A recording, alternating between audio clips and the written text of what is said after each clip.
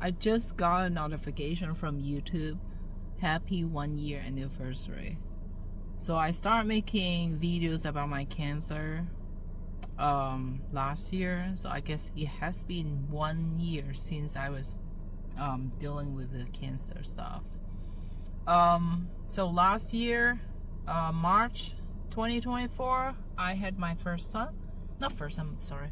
My second son was born. And after that, it was just basically non-stop scanning. And end of April, I did my MRI for my breast as well as my MRI for my liver. So basically, I remember end of April, I was in panic mode. I got a call from my breast surgeon. I was in my bathroom. I was literally hiding because I didn't want to stay in my living room because my older son was there. And then I didn't want to stay in my bedroom because my husband was sleeping. He was taking care of our newborn during nighttime, so he needed naps. So I was hiding in the bathroom in my master bedroom, deep inside, like in the shower area, to take the call from the breast surgeon. I remember she said she didn't have good news for me. It was pretty bad.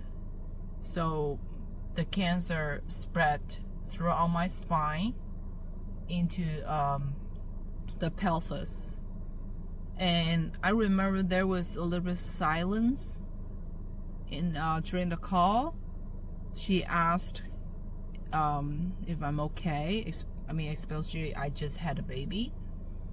My voice was pretty calm. Like I read the report already, the report from the scan doctor. So I knew it was bad, and also knew that like there's no point like burst in tears during a phone call. So my voice was pretty calm, and she basically said that at this point I would have to be transferred to an oncologist because it's already spread. There's nothing like breast surgeon needs to do. I will be transferred to an oncologist, and they would take over. She basically what's gonna be happening next, and the oncologist will decide my treatment. Usually younger patients like me would be pretty good for chemo. Like they handle chemo pretty well. I still remember what she said because that was a little bit reassuring. Fix my car thing. Yeah, I remember that. So after that, I went to see the oncologist. I started having some bone infusion to strengthen my bone because I remember hearing a pop in my spine. I didn't even know what it was. That was before any scan. I heard a pop in my spine. It was like not okay, like a pop. So they start giving me infusion to strengthen my bone, and my actual treatment started in June. Yeah, so it has been a year. And after I saw my oncologist, I started looking online to see if there's anything I could do besides taking my medication, the treatment, all that stuff. So I came across a doctor. I read his book called Eat to Beat Disease. So basically I changed my entire diet. I cut out carbs. I don't eat any sugar. I eat only like cancer killing food, I guess. And I also saw Wim Hof. I start practicing the Wim Hof method, his breathing exercise, and his ice bath. I still have trouble going into the ice bath nowadays. I mean, I do it, but I still don't get comfortable going in. And but that guy, he has so many like world record about like fighting disease, pushing our bodies to a certain limit, that type of thing. And he basically explained like how much benefits ice bath has to our body. And so I started doing the ice bath. I remember at the beginning I was I have like an inflatable, like a tub, and I bought 2 packs of ice, $6 each. It's quite expensive, so $12 for my ice bath. It was extremely cold, but I did it. Like, I was thinking like either I die or go in, so I went in. It was fine. I survived. And yeah, after that I convert to like a chest freezer with a cold plunge DIY kit. It has like temperature regulator, filter, like something to kill bacteria type of thing. Basically it's like a cold plunge kit. It's working well. Like my idea was I don't want to deal with any trouble, like cleaning out the ice, going to buy ice, all that stuff, and draining the extra water, because the more friction there is, the less likely I would do it.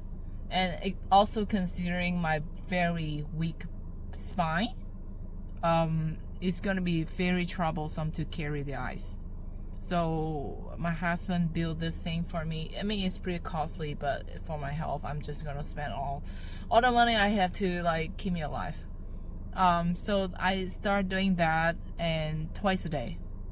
And longest was like 20 minutes per section. The lowest I got was 44 degrees. It was insanely cold, but every time I got out, I felt so refreshing. I have to say, yeah, it is a good experience. Other than that, I start looking for other people's experience on YouTube, like how they beat cancer, their experience from stage 4 to cancer free. After I watched like a couple of videos, I was like, oh, I mean, if those people can do it, I can do it. I will do it. And there was one lady, she also had very young kids, and she went from stage 4 to cancer free in 6 months. 6 months. But her case, like, her spread wasn't as far as mine. But it's still very reassuring, because I remember she said in her video, stage 4 is not a death sentence. I still remember that phrase she said. Stage 4 is not a death sentence. So my mindset changed. I just think that it's just something I have to deal with, but it's not a death sentence. But yeah, I mean, I kept making videos. At the beginning, I made the videos just to like trying to keep records of myself. I was literally preparing to die around end of April. I bought a notebook trying to write down like login password, like household stuff I need to hand to my husband, what my goals are for my kids, my newborn and my 4-year-old at that point. Yeah, I was literally preparing to die. And I started making these videos because I wanted my son to have something to look at, like after I pass away, basically. Like I want to push these videos online. It's not gonna be hiding in like a Google Drive that no one is gonna find. If my sons are curious enough to search my name, they will find my videos. That was the idea, so I started making videos for them. I remember I was thinking, like, maybe I should make like 10 happy birthday songs for them for the next 10 years. I don't know, it was really sad. I was thinking, oh, if I sing it happy birthday song, should I even publish it? I guess I should. I don't know, it was like really weird. Anyway, fast forward in September 2025. That was 3 months after I started my treatment. My treatment started in June. Now it's September 2025. I did my first progress scan. Basically, they do a scan every 3 months to double check if the drug is working well. So in September 2025, I did my first scan. That was like after all this cold plunge, my medication, and of course I do my daily exercise. I try to walk at least 4 to 5 miles every day, just total, like walking around the house throughout the day, and at the end of the day exercise. I try to get at least 4 to 5 miles every day. So my September scan, the result was unbelievable, I would say. There's no activity in my breast, and they call it resolution in the breast. And I remember I sent that report to my brother. He told me he was reading that 3 times. Like, really? I have breast cancer and there's no cancer in my breast anymore? Really? Yeah, that was really good news. And my spine, there's no new spot. The spots were either shrink or disappeared, as well as my pelvis area. So the first scan was amazing. The result was amazing. My doctor said she was super happy with my result. And there's one caveat, is that there's one section of my spine, my T9 spine, it has a slight collapse. So basically, it's the pop that I mentioned earlier. Basically, the cancer was chewing up my spine, and that section of my spine got so weak and it collapsed. So I remember back a little bit in June, I was holding a baby, my baby, and after that I couldn't even that spot on my spine would start hurting. I fractured my spine from holding my baby, and yeah, so there's a fracture. And after that, I couldn't even hold a water bottle, like not even heavy water bottle. I'm talking about like 8-ounce water bottle. I couldn't hold 2 of them. Like, if I have to bring my purse and a water bottle to my car, I have to do it twice. I have to walk twice to get my water bottle to the car and then go get my purse to the car. That's how weak my spine was. So they suggest me doing a spine surgery. So I think in September, October, they did something called kyphoplasty. Basically, they inject some cement into that section of my spine to strengthen it. And after that, yeah, everything was good. Like, I could hold water bottles. But after that, like, I remember I asked the nurse, like, can I hold my baby? Can I pick up my baby after the surgery? And she said, let's try physical therapy first to strengthen my muscle, because overall my spine is still weak. It's compromised. They keep using the word compromised. Even though that one section is strengthened, but just overall my spine is weak. So I did physical therapy for like a couple months, probably like November, December towards January in 2026. So now I can pick on my baby.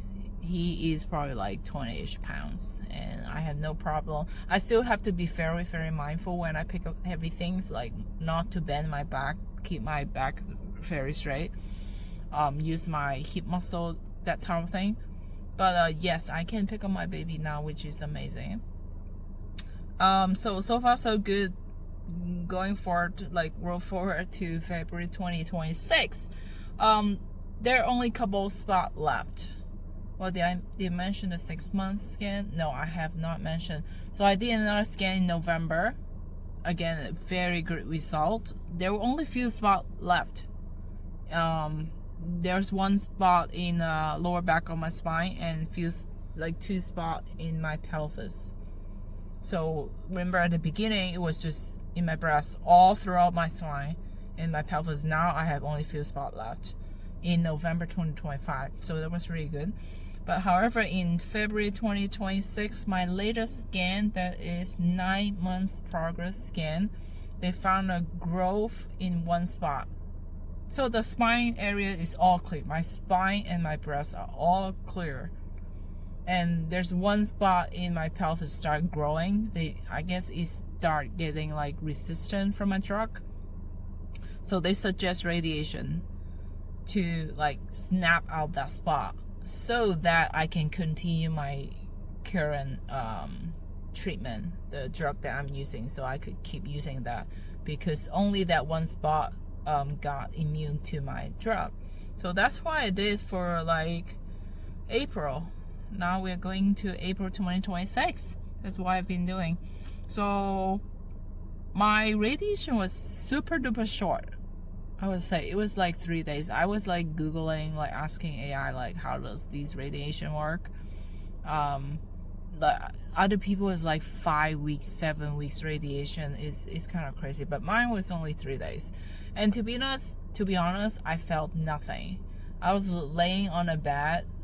They make a mold out of me to make sure I lay down at the exact same spot, at the exact same position when I do the radiation. So they had like a planning section first, and then they do the actual radiation. So to be honest, the 3 day I felt nothing. Some people say that you get fatigue. I guess because of my radiation treatment was only 3 days, not like 7 weeks. There's no fatigue, no vomit, no nausea, like nothing. I felt nothing, so which is a good thing. Yeah, so I did that in April 2026, the past couple weeks. Now I feel good. I feel pretty good. I still don't have my clear scan yet. I have very high hope. So in June, early June, I'm gonna do my 1 year, 12 month treatment progress scan. I have high hope that I'll get a clear scan. We'll see. I'm still doing the cold plunge every day, at least almost every day. After the surgery, I couldn't do 44-degree anymore. I'm sure if I try, I can, because I did it. It didn't kill me, so I can still do it. But right now I'm like at 56-degree cold plunge every day. After my exercise, I'll go into the cold water. It felt super refreshing, to be honest. It feels pretty good. But it is just the initial time that like go into the water, it was like scary. But after that, like your body get used to it so fast. After a while, you feel nothing. Yeah, that's 1 year in a nutshell. 1 year in 18 minutes, I guess. Yeah. Well, wish me luck if you actually watched this far. I look forward to my 1 year scan in June 2026.